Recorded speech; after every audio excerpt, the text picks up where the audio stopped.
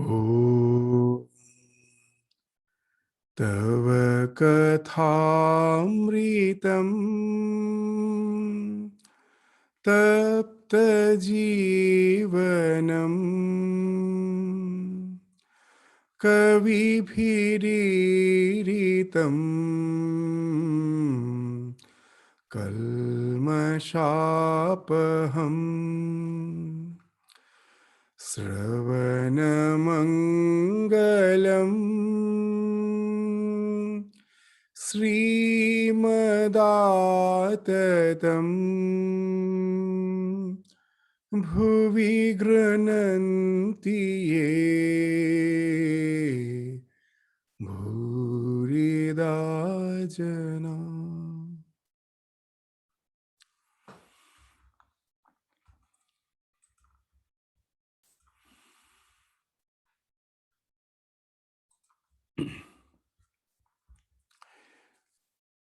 So in the last class, we were discussing that how the Srimad Bhagavatam came into existence.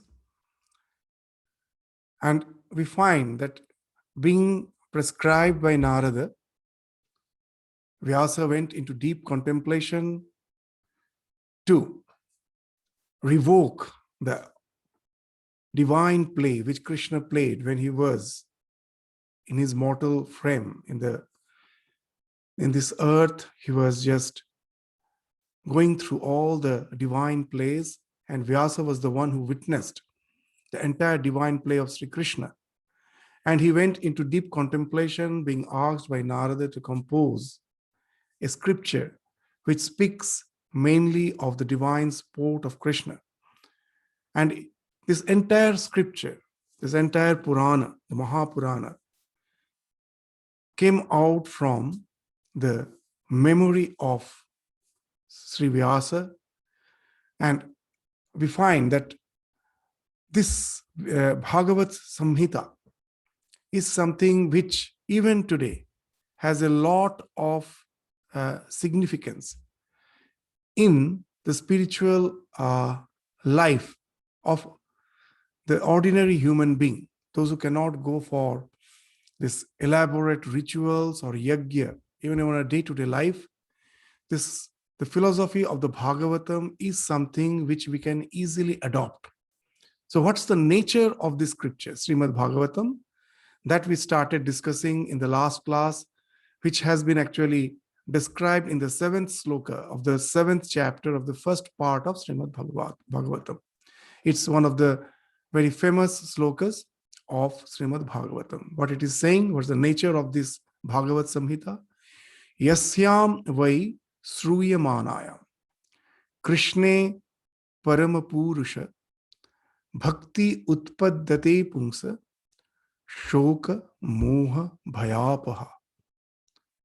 So if one somehow listens to Bhagavata, say it's not that you have resolved, that most probably just by passing by some place where the Bhagavad Katha is going on, and by chance you have heard.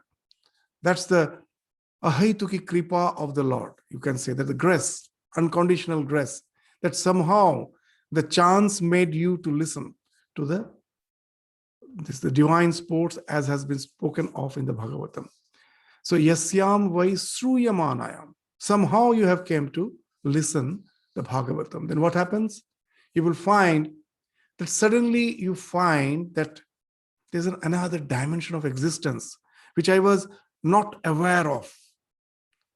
And that immediately gives you something to thrive on, something to hold on to.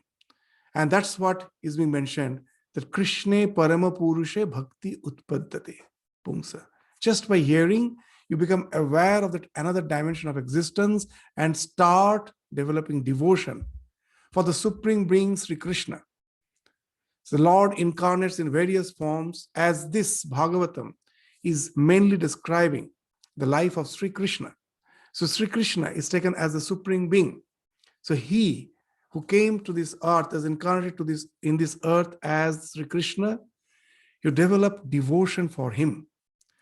And What happens once you develop the devotion? What's the result? Is it a mere emotion which has as such no result? They say in Bengali, Aranye Rodan.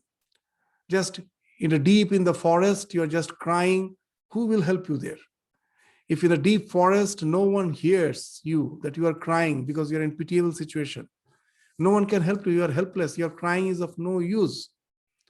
So here they are saying that this devotion is not something like that, that it is just an flow of emotion.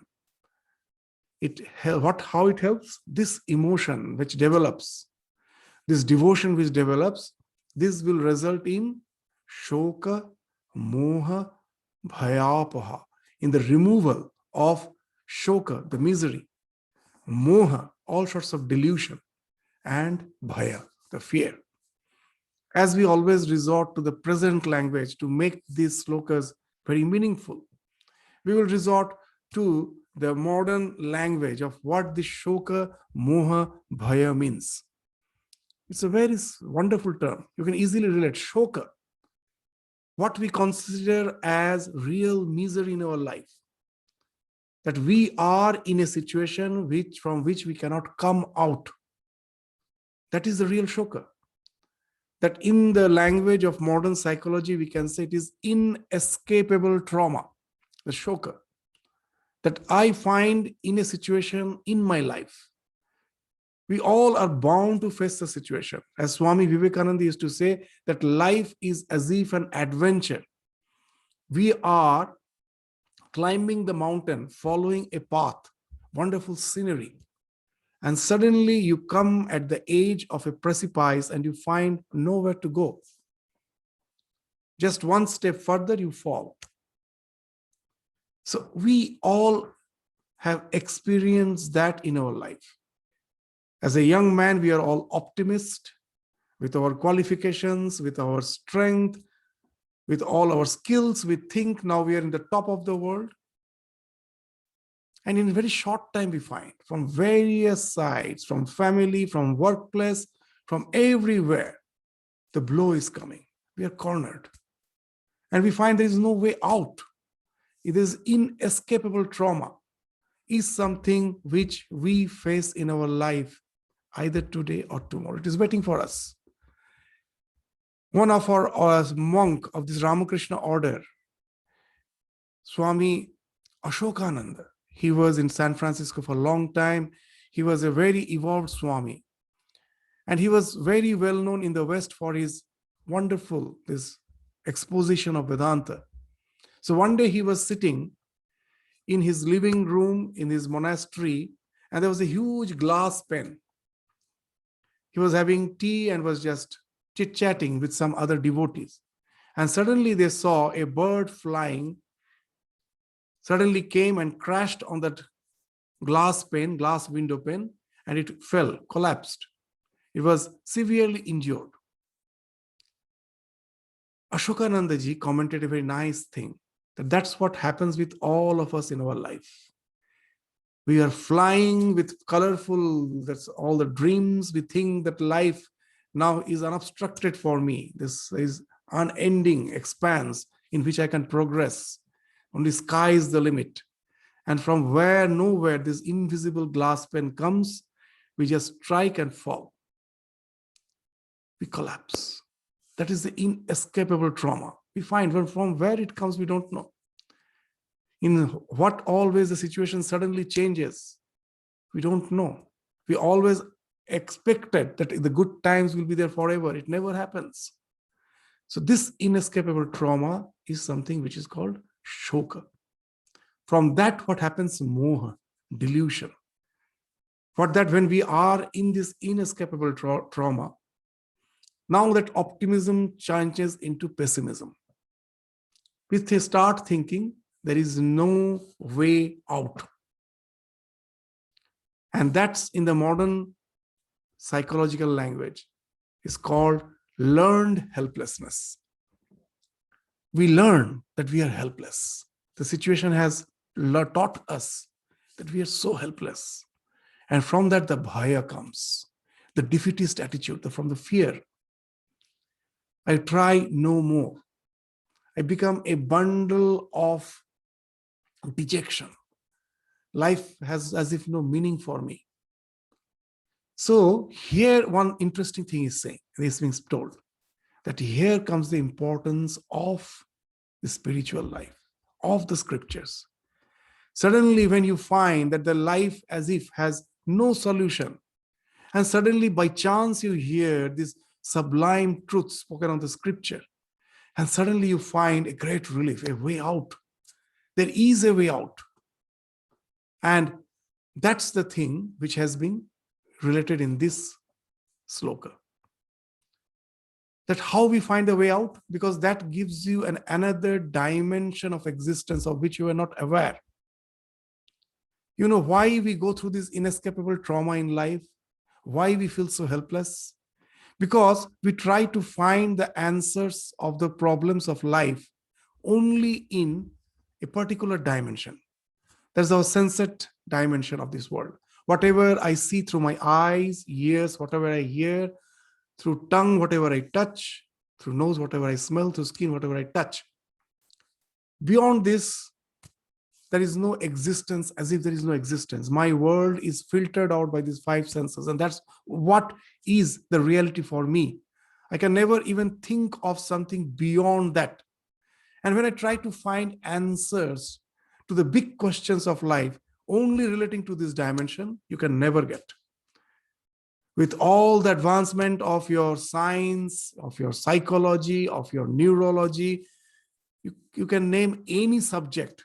All the subjects at last is there to annihilate the human suffering, is to attenuate the human suffering. But the biggest paradox is, with all the advancements we are finding, the human suffering is becoming keener and keener. It's not reducing. And that's why we still find the scriptures for which many people have developed apathy, but still the religions thrive, it exists, because at last we find that a huge percentage of the population do find a great relief there. So if you take science to be the thing which is alone, I believe, and what's the science? That based on observation, whatever observation is there, based on that, I prepare the data, and I believe I just bring out the working truth or principle from that.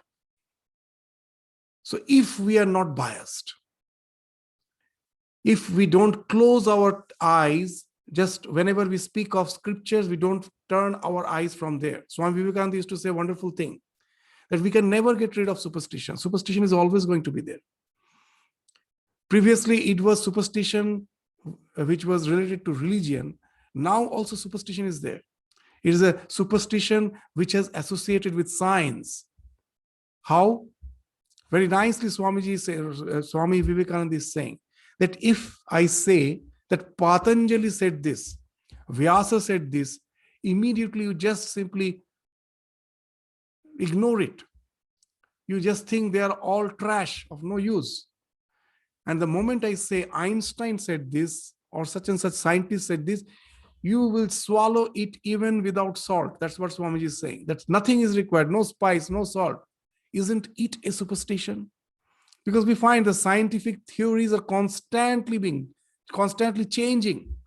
But whatever the science says today, I just simply believe it. Isn't it a superstition? And that's why Swamiji told this superstition is more dangerous than the religious superstition. At least religious superstition gave something to thrive on. Maybe it's not something the real truth, but with that they somehow sustain in their life. But with this scientific superstition, it simply disintegrates us. We find life to be meaningless, hollow. So now what we were saying, that we let us go to that point, that unless we relate to that another dimension of existence, we can never find answers to the big questions of life. And even in the last class, we were giving that example in Karma Yoga. Here also we will cite that example, even in our day-to-day life. We cannot get all the answers if we are just restricting our vision to a particular dimension of existence. Just that example which we gave in the last class, again, let us relate that if I ask you, if a teacher asks the student, gives a question. What's the question? Draw exactly 4 triangles by joining just 4 points. You can try. It is impossible. You can never do it. You must say it's possible. The moment you try to do it, you will find that 2 lines will be intersecting somewhere or other to create the 5th point. You can never get, and then also it won't be exactly 4 triangles. It may be more than 4. You can never get exactly 4 triangles by joining 4 points, however you may try. The answer, but there is a solution. What's the solution? You have to draw 3 points on the paper, just spot 3 points on the paper, and imagine the 4th point in the space. Now you join. You will get exactly 4 triangles. 1 in the base and 3 sides. It's a triangular pyramid you get. So why I was not able to solve the question? Because I was trying to get the answer only in the 2 dimensions of the paper. I never took space, the height to be the another direction, the space to be the another dimension. Unless you take that, you can never get answer. In this life also, that unless you are relating to the spiritual dimension of our existence, it is impossible to get the answers to the big questions of life. It is bound to end up in inescapable trauma. Now let us try to understand with an example how from inescapable trauma that learned helplessness comes.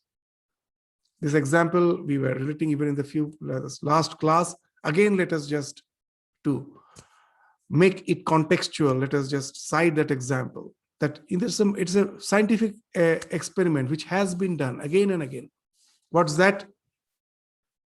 With the rats, that you take a cage, in the middle of the cage there are some wheels, and the rats are kept on one side of the cage. On the other side of the cage there is some food. And now at the beginning, the wheels are made almost frictionless. So now the moment the rats are hungry, they're in need for the food, they want to cross over the wheels, they cannot. Because the more they try, the wheels goes on revolving, and the rats find they are just moving in the same place, like a treadmill. They cannot move forward. The wheels are so frictionless, it doesn't allow them to go to the other side. And that results in learned helplessness. You know how? This inescapable trauma results in learned helplessness. How? In the next phase, you increase the friction of the wheel. Now, if the rats try a little, not that easily they can cross, they have to try a bit hard. They can easily cross. But it has been found they won't try. They somehow have developed that learned helplessness, that in no way I can cross those wheels. But very interesting. If there are 10 rats, 8 of them won't try. But 2 of them somehow crosses. So now that big question comes, that yes, most of them has gone through that stage which is called learned helplessness, resulted in the defeatist attitude, pessimistic attitude, which has resulted in fear. They never try, but 2 have somehow crossed. Those 2 we can say are the optimists. How? What made them cross? It's not that all are having the defeatist attitude, a few have developed. So even in the modern psychology, they try that, let us study that those 2, what made them cross? What made them try again? What made them take every challenge fresh, new? What makes them? So there are various traits which has been discussed in the modern psychology, that what differentiates between a pessimist and an optimist. The one who says the half glass is empty, the other says the half glass is full. Both are correct. How you're looking at it. If a glass is half filled, some will say it is half full, and others will say it is half empty. The pessimist only looks at emptiness. Optimist looks at what you have with you. So what are the traits? The first trait which differentiates the pessimist from the optimist is that pessimists take all the problem to be permanent. It is going to be with me. I have no way out. Optimist takes every challenge anew with freshness. They take each and every problem as temporary. And yes, it was there. But in future, again, if the problem comes, most probably I will have the strength to transcend it, to overcome it. So they take the challenge every time anew. So that is, pessimists take all the problems to be permanent. Optimists, they take it to be temporary. Pessimists take all the problem to be all pervasive. The problems become all pervasive for them. For the optimist, it is just local. So what actually it means? That we as a human being have so many faculties. It doesn't mean that we are good in all the faculties. There may be some weaknesses in us. But the pessimist, what they do, suppose in school, as in the last class also we were giving the same example, that there are so many subjects. Most probably I am weak in mathematics.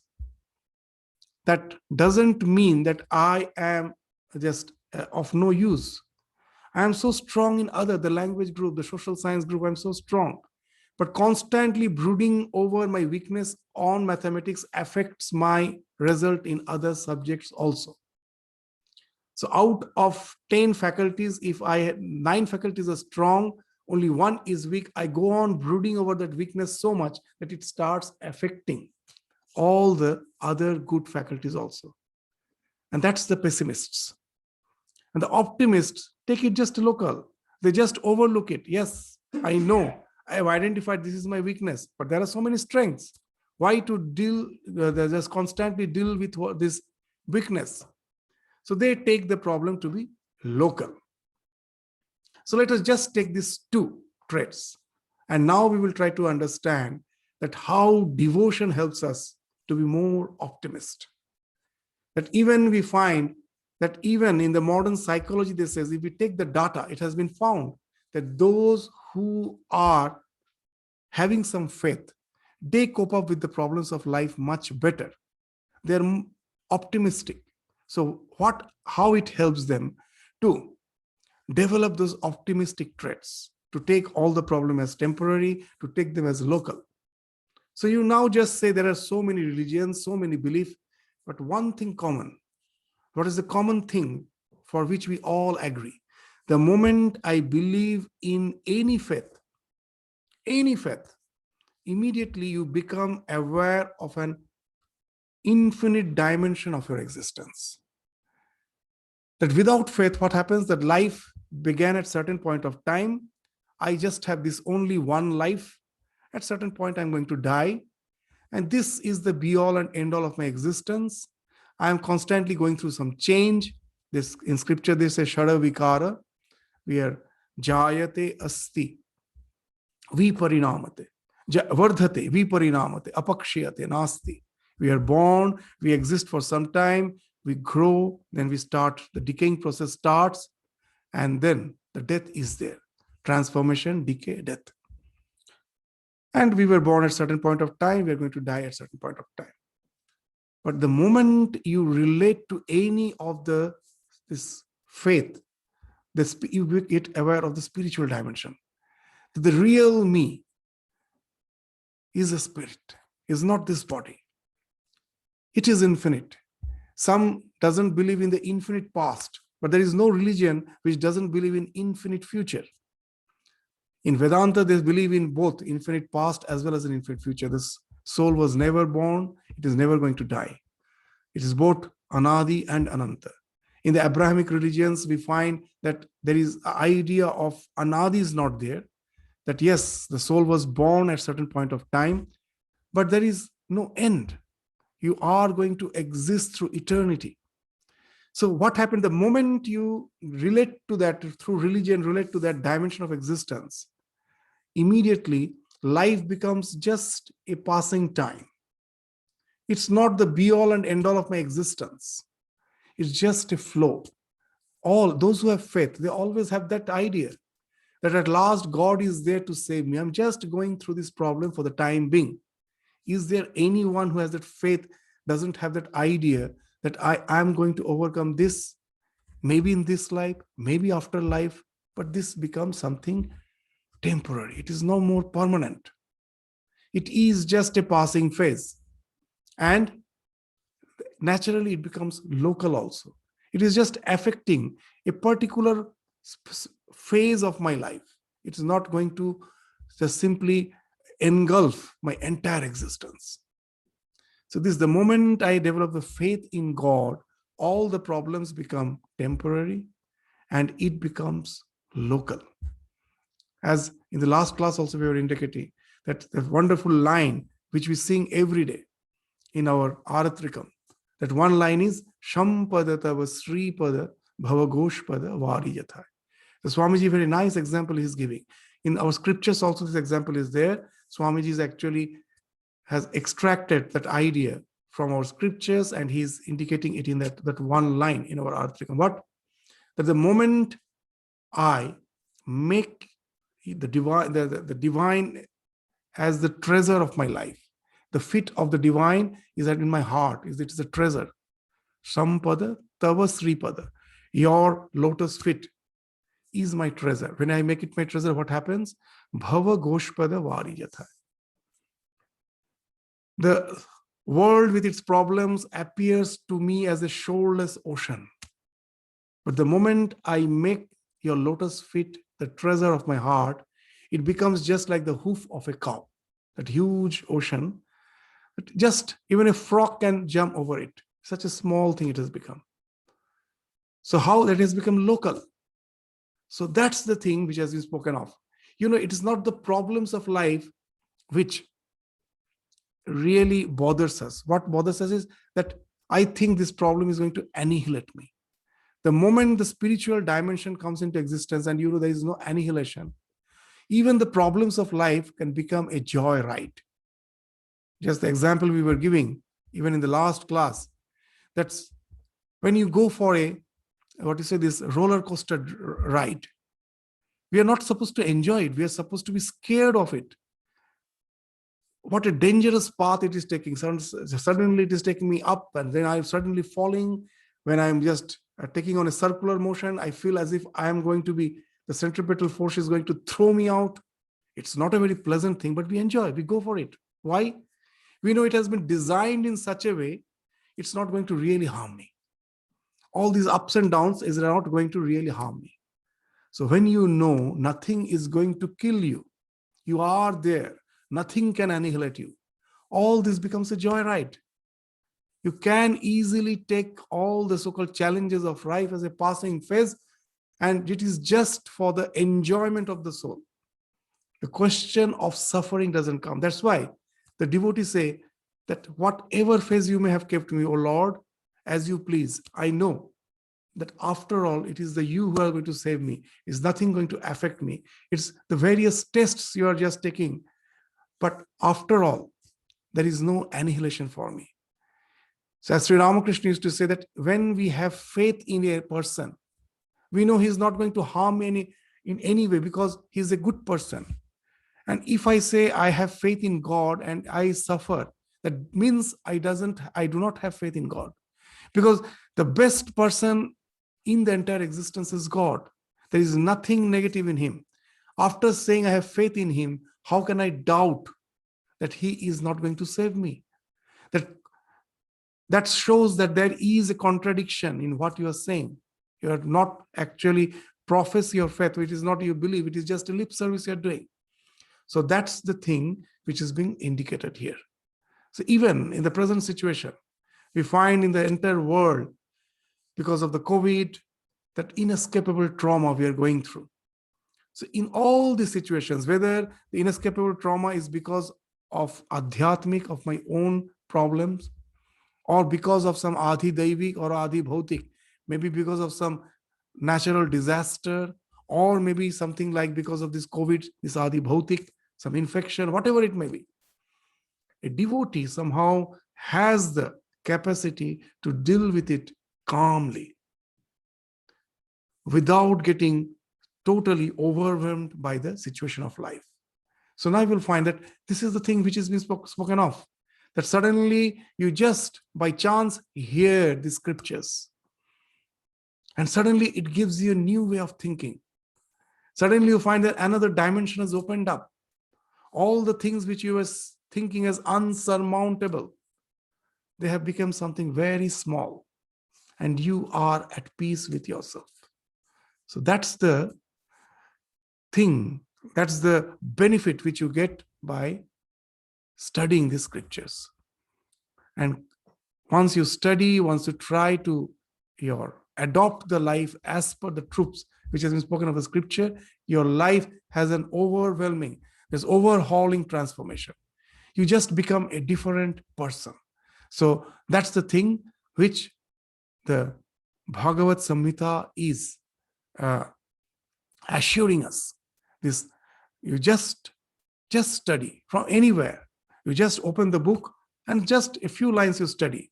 Suddenly you will find that you are getting aware of another dimension of existence where there is no annihilation. It speaks of eternal bliss, being in the eternal communion with the divine. It's an eternal companionship with the divine. So that's being indicated in this sloka. After this, we will find that Shrimad Bhagavatam, this scripture, after composing, Vyasa was in search of his own son, Shukadeva, who actually was in deep contemplation. He was in samadhi. Vyasadeva, it's not just because of affection, filial affection for the son, that he wanted his son to preach it. There was some special reason that he wanted his son Shukadeva to preach Bhagavatam to the humankind. And for that, Shukadeva had to be brought down from that state of samadhi. So what was the need for bringing down Shukadeva from samadhi to preach Bhagavatam to the humankind? So that's the section which we will now take up. So now, very interesting that why Vyasa needed, first of all, why he composed Bhagavatam to preach bhakti. Bhakti is the thing you will find in the Vedas. It is very rudimentary. The idea of bhakti is not in the Vedas. It came much later in the Puranas. So we find that it is a Vyasa who is as if expounding bhakti through the scripture. Now, what was the need? Was there no spirituality just in the Vedic religion? Of course, the Veda speaks of that sublime idea of the Brahman, the Atman. It's there in the Upanishads. What was the need for the Bhagavatam? So now we will find a wonderful thing. Just let us try to understand first that why for Bhagavatam Vyasa needed Shukadeva. Because Vyasadeva actually composed 18 Puranas before composing this Bhagavatam. The author of all these 18 Puranas is just is accredited to Vyasa. So he's the author of all the 18 Puranas. And very interesting, all those Puranas, the one who preached was a Sutta. He was by caste is a Shudra. His name was Roma Harshana. After composing all those 18 Puranas, the Roma Harshana is Shudra. Shudra, belonging to the Shudra class, he was a Sutta. But the Suttas were wonderful characters. They all belonged to the Shudra. They never had the access to study the Vedas. They were the fourth class among the class distinctions, among the four class distinctions: Brahman, Kshatriya, Vaishya, the last class, the Shudra. They had no access to the study of the Vedas, but they could study the Purana and the Itihasa. And not only that, in any Vedic sacrifice, the recitation of the Purana and Itihasa was compulsory. And that speaks of a wonderful society. What is a wonderful society? That class distinction is there in any society. It's not only that the Vedic society had this class distinction, any society. Even now in America, Black Lives Matters, that's going on. It's there everywhere. class distinctions are something throughout the world is there.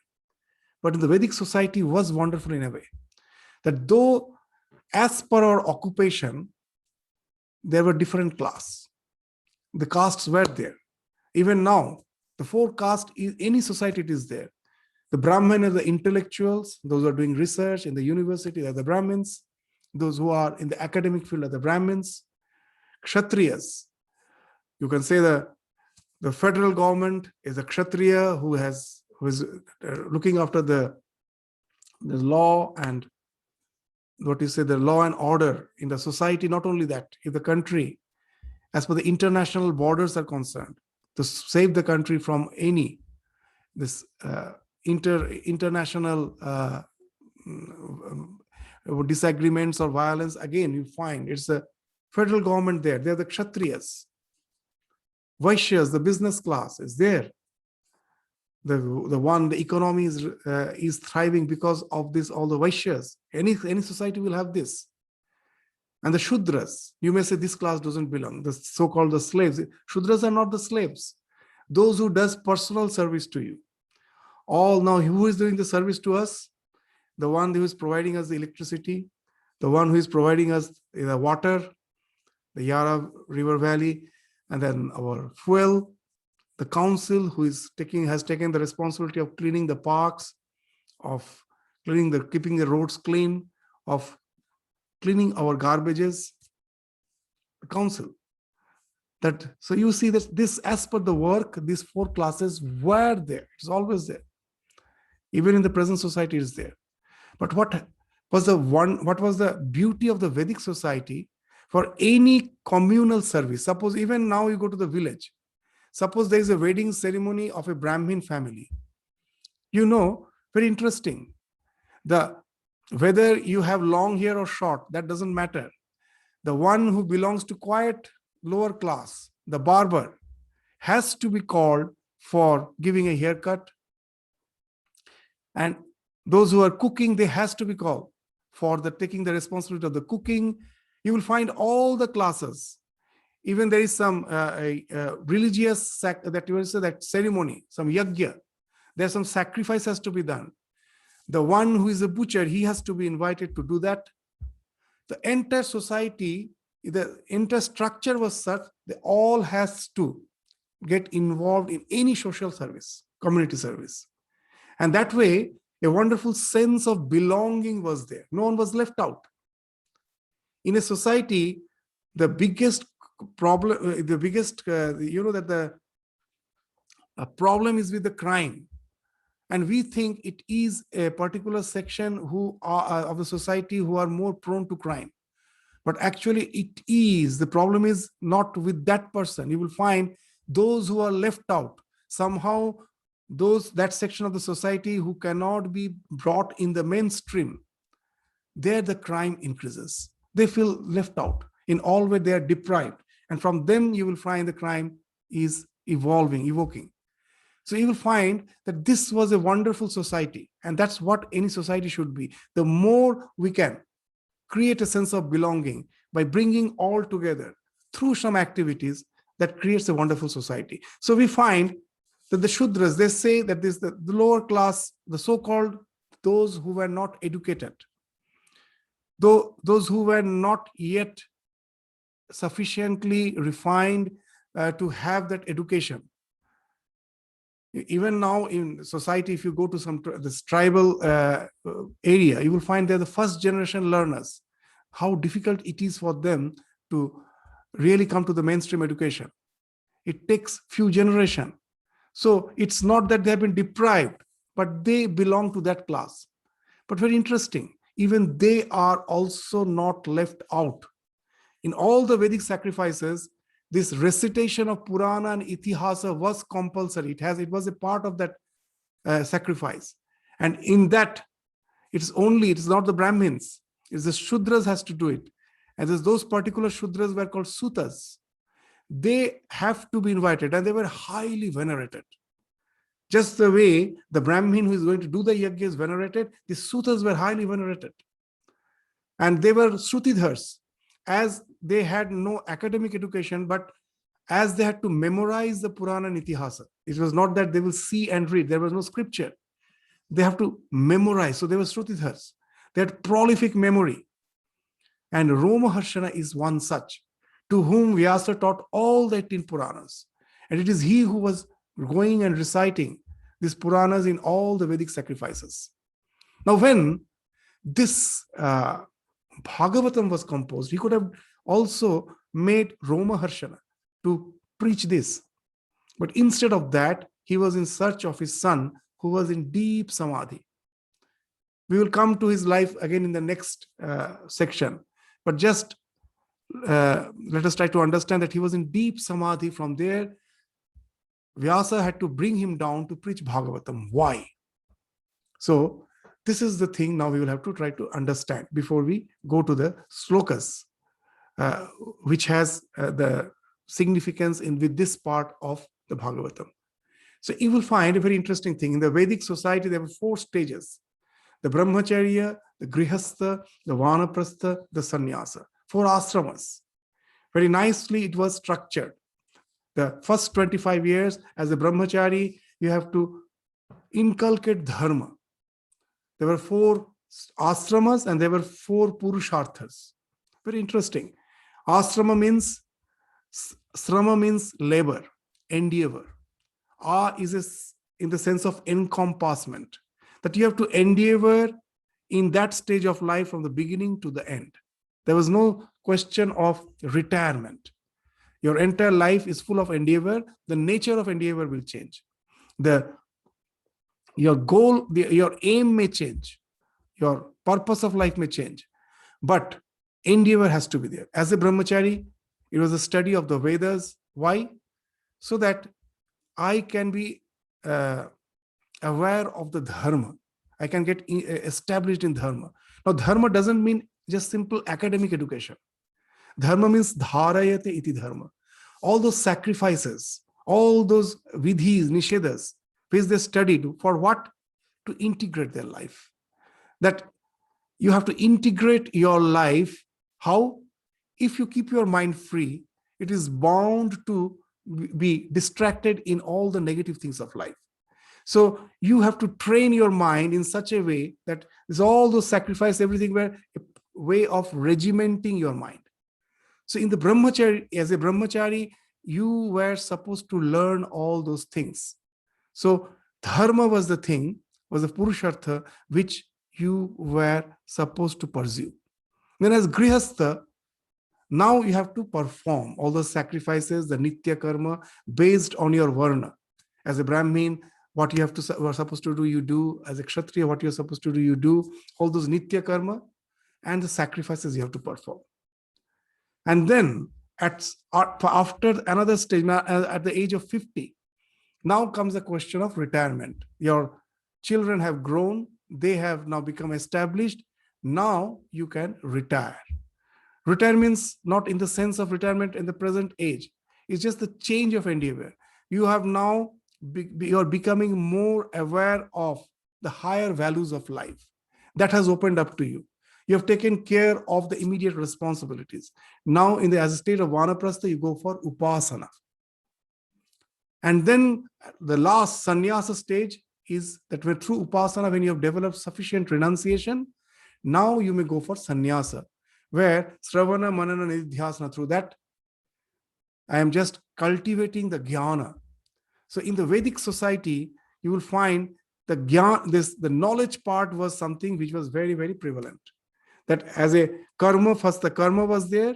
From that karma, renunciation comes. And from that renunciation is leading you to the path of search for the truth through analysis, analytical observation, and analytical studies. There was as such no provision for bhakti. Brahmacharya, grihastha, vanaprastha, sannyasa. So if somehow you felt that that you do not have that urge for leading the householder's life, you were allowed after brahmacharya to go into sannyasa. But whatever it may be, there was no place for bhakti. That the moment the dispassion comes for the sacrifice, immediately you have to go for sannyasa. So now the big challenge was there. that all are not up to that. There are many who doesn't feel the utility of the sacrificial rites. There's a dispassion I've developed for that. They are no more, attuned to that, attached to that. But at the same time, they do not have the sufficient vairagya for sannyasa. So they don't want to be engaged in all those sacrificial rites, that elaborate karma kanda. But at the same time, they don't have the sufficient renunciation for sannyasa. So there was no way out for them. So that's why you will find that the Pancham Purushartha, Bhakti is called the fifth Purushartha. The Dharma, Artha, Kama, Moksha, these were the only four Purusharthas in the Vedic society. That either you go for moksha or you are maybe involved in Artha and Kama. Just you go on earning and you go for the so-called legitimate sensual pleasures of life. If you're bored with it, go for sannyasa. What was the way out for those who somehow found that Artha and Kama is no more bothering him? He doesn't want them. But at the same time, he has not developed that tremendous dispassion for moksha. There was no way out. So here we find that the bhakti is the thing which has to be preached. So that's why he has written this Bhagavatam. Not only that, another thing is very interesting. Sri Ramakrishna used to say in this Kali Yuga, that we are, in the language of Ramakrishna, Kali Yuga Annagata Prana. Annagata, as if our prana is dependent on food, Annagata, in food. So if we just take it literally, it won't make much sense. But one thing which is very interesting, what he's saying is very interesting. That how the civilization has grown, how it has grown. That as our ancestors, when they were in the forest, as they were the food gatherers, they haven't yet learned agriculture. They haven't learned cultivation and agriculture. So they were not the food producers. So every day they used to go to the jungle, collect food. Every day there was the challenge, whether I will get the food or not, whether I will be eaten up by the predators or not. And whatever I get with that, I have to sustain myself. Again, next day I go out. That way, there is no question of some spiritual pursuits. The day-to-day life is something which encompasses my entire existence. I cannot have these other endeavors at all. Now, when we learned agriculture, with the agriculture, what came was leisure. That yes, at a particular period of the year, I work hard, I grow crops, and then I store them. Now, for the entire year, my the sustenance has been taken care of. Now, what I do with the leisure? All the art, craft, spirituality, everything came along with the leisure. The moment you got leisure, what will you do with the leisure? So now, all these recitations, songs, everything, the particular groups of people started getting skilled in this thing, and the people were entertained by that. And that's how the culture developed. Even the spirituality, that as Sri Ramakrishna used to say, khali pete dharma hai na. When you are hungry, you can never think of religion. The basic need has to be fulfilled. Then only you can think of the other dimension. Very interesting. That the entire progress in the civilization is to get more and more leisure, and from that the culture comes. But just see, in our attempt to get more and more leisure, at last, what has happened? In our house, we have washing machine, we have the dishwasher, we have dryer. Almost we are not supposed to do any physical work. We are just creating more and more leisure. That's the entire progress in civilization speaks of that. But the paradox is, we find with all those things, we are busy from morning till night. Why? Otherwise, I cannot earn the bare necessity with which I can thrive. That I am working from morning till night just to sustain myself. Now you will understand that what Ramakrishna told is so significant. In this yuga, Annagata Prana, because just to earn your bread. Throughout the day you have to work. In our search for leisure, actually just such a big paradox. There's no leisure. And now comes the question, then what about the spirituality? Those elaborate yajnas that those who felt like meditating, they were allowed to go to deep into the forest, meditate. The entire society was there to sustain them. The concept of bhiksha was there. In the present society, with this all running from morning to evening, where can this section really thrive? We find that it becomes very difficult. So that's why, again, with the advancement of the material civilization, as we find that the occupational duties is encroaching more and more my private life, or then all those elaborate spiritual practices becomes almost impossible. And then again, this bhakti is something which plays a great role. How? That if you read how bhakti plays a great role, just a very small book you study, The Practice of Presence of God by Brother Lawrence, that how through his daily small activities, by feeling the presence of the divine, he used to be attuned to a wonderful, the level of tranquility and calmness. And he was a highly advanced spiritual soul. The small booklet is a wonderful book. And that's the thing which has been spoken of here. Vyasa thought that with the Kali Yuga, with this present age, when we find no time for spiritual practice, or those elaborate yajnas, they become almost useless. We can never think of them. So bhakti is the way. How bhakti helps? So Sri Ramakrishna gives a wonderful example how bhakti helps in our day-to-day life. He says that suppose a ship, a huge ship, which is sailing through the ocean. Now, for some reason, you want to disintegrate the entire ship. It is a very difficult job. So to unscrew all the bolts is a very tedious job. One by one, you have to unscrew them. But if it so happens that the ship is passing by a mountain made of magnet, that's what Ramakrishna is giving that example, all the bolts will get unhinged all at once, immediately. That suppose you are passing by a magnetic mountain.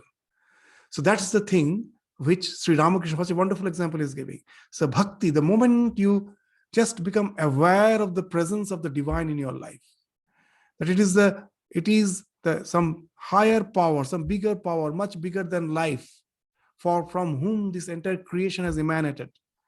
I am just passing through a phase of life. Sometimes I don't find the meaning of it, but it is, after all, a projection of that. Most probably it is to take me through certain experiences so that at last I become again one with him.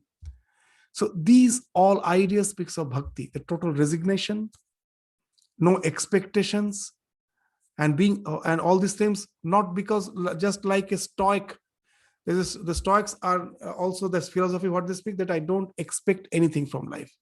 I just go on with my activities, but it speaks of some dryness, that I have just simply foregone my emotions. I just do whatever I have to do. Bhakti and Karma Yoga is actually not speaking of the dryness. It is actually love for the divine, which makes me to be indifferent to the so-called worldly emotional bonds. I know this I have to take care of. God is taking care of his creation through all the love which he has implanted in me. My genes are altruistic. They're bound to feel the sympathy for others, love for others. It is not I who love others. I am built in such a way that I'm bound to love others. It is God who has created in me. Mother loves the child because she cannot do anything else. She's bound to do that. There is no credit in it. And once you know that, the question of ownership doesn't come. I know I'm just the channel through which the divine is working. So that's how the bhakti starts working, and automatically your bondages starts falling off. It is from the stage of, from the feeling of kartritva, the idea of bhaktritva comes. If I feel I'm the owner, naturally the question of enjoyment comes. If I am owner, I have to enjoy what I owe. Here you own nothing. Everything is of the divine. So this bhakti scripture gave a new path, when you find that it is very difficult to practice spirituality exclusively, you have to be in your work field with all your responsibilities. I get some time, but I cannot really enjoy my entire life totally exclusively in my spiritual pursuits. Then this bhakti, what you say, that's synchronized with karma, is the only way out. Feeling that, he has written the Bhagavatam. And that's what is being indicated in the 28th and the 29th sloka of the second chapter of first part of Bhagavatam. That after all, that the Vedas, the sacrifices, the yoga, all the obligatory duties, your jnana, your analytical deduction of the spiritual goal, all those things, your austerity, what is all aimed at? It is aimed at somehow to get attuned with the divine, isn't it? Then why not you just take the shortcut path to be aware of the divine always? Just instead of thinking of getting rid of the bolts one by one, why not be just near the magnetic mountain so that he takes care of everything and all the bonds falls off all at once? And that's why when the Supreme Being alone is the one who is there to give me the liberation from all the bondages, so why not hold on to him directly? So that's being the purpose of writing Bhagavata, so that God becomes the means, God becomes the end. Till then, all the scriptures were for what? God was the means. Either world or moksha was the end. I also don't want the one who was in the path of jnana. For him, God was the means. Through bhakti, I will develop dispassion from the world, and that will help me to attain moksha. Even God was just the means. God was not the end. So here, our Vyasa is asserting this fact that Bhagavatam speaks of what? God is the means, God is the end. That is being indicated in this 28th and the 29th sloka of the second chapter of the first part of Bhagavatam. So let me just read out these slokas. Doesn't need much explanation. You will find it's very simple. Vasudeva Paraveda. That Vasudeva, the supreme divine personality in the form of Vasudeva, in the form of Krishna, he is the one who is transcending the Vedas. Paraveda, who is transcends the Vedas. Vasudeva Paramakha. All the sacrifices, he transcends because it's all the sacrifices are meant for him. The Vedas describes him. So he's beyond the Vedas. He's beyond the sacrifices. Vasudeva Para Yoga. Vasudeva Para Kriya.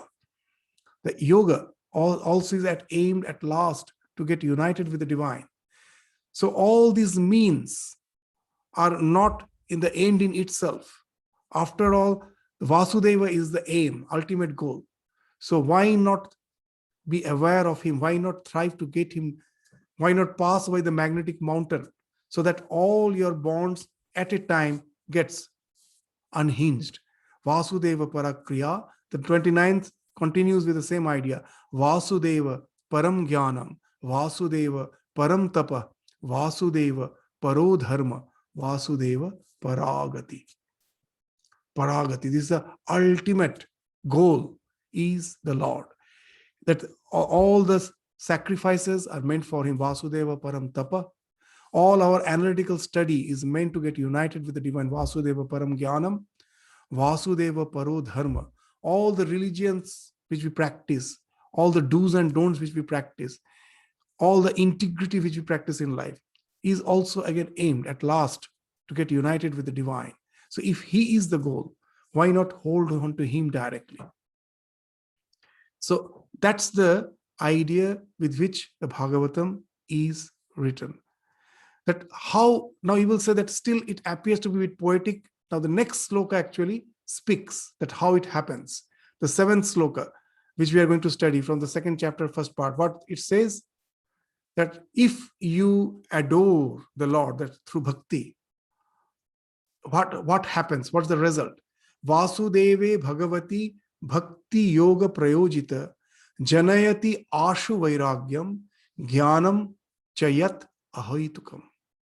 That once you have the devotion for this Vasudeva, you did not have to practice the yoga, this all obligatory duties, it immediately helps you to develop devotion, which for the Lord, which immediately results in vairagya. As Ramakrishna used to say, that if you want to get rid of the West, you have to go towards the East. You cannot push the West. The more you go towards the East, the West automatically falls behind. The more you start loving the Lord, the world starts falling off. So that's why Janayati Ashu Vairagyam. Jnanam Chayat Ahaitukam. And the knowledge is revealed just spontaneously. There is no need for Chitta Shuddhi and going through that. The love for the Lord automatically results in Chitta Shuddhi, and that results in the realization. This also, it follows some psychological process, that how just devotion makes all the spiritual practices spontaneous. You don't have to practice step by step. It makes it spontaneous. That is a science in itself. In the modern psychological language, that we can say that first we take resort to the neuroplasticity, which results in flow, which ultimately leads to samadhi. So these are the mere words today we are speaking. That next day we will try to understand that how by resorting to this neuroplasticity, it can lead to the flow. And this flow, in the modern psychology, the flow psychology is a very important subject. It speaks of the real happiness which we can get. That real happiness never can come through the sunset pleasures of life. It can come only when you enter into a state of flow. These are the language of the modern psychology. And the same thing you will find is being spoken of in the Bhakti Shastra. And that flow leads you ultimately to the Samadhi. How it happens, we will try to have an understanding of it. The science of Bhakti Yoga, the entire science of Bhakti Yoga is actually indicated in this sloka, the 7th sloka of the 2nd chapter of the 1st part. That Vasudeve Bhagavati Bhakti Yoga Prayojita. The moment you can have bhakti towards that supreme reality, then what happens? 2 things. One is the vairagya, renunciation is spontaneous, it happens. And the knowledge dawns in without any conscious effort in your part. It just simply spontaneously just dawns in your life. How it happens, we will try to understand with the help of modern psychology in the next class. With this, we stop our discussion today. Thank you all for attending the class. Namaskar.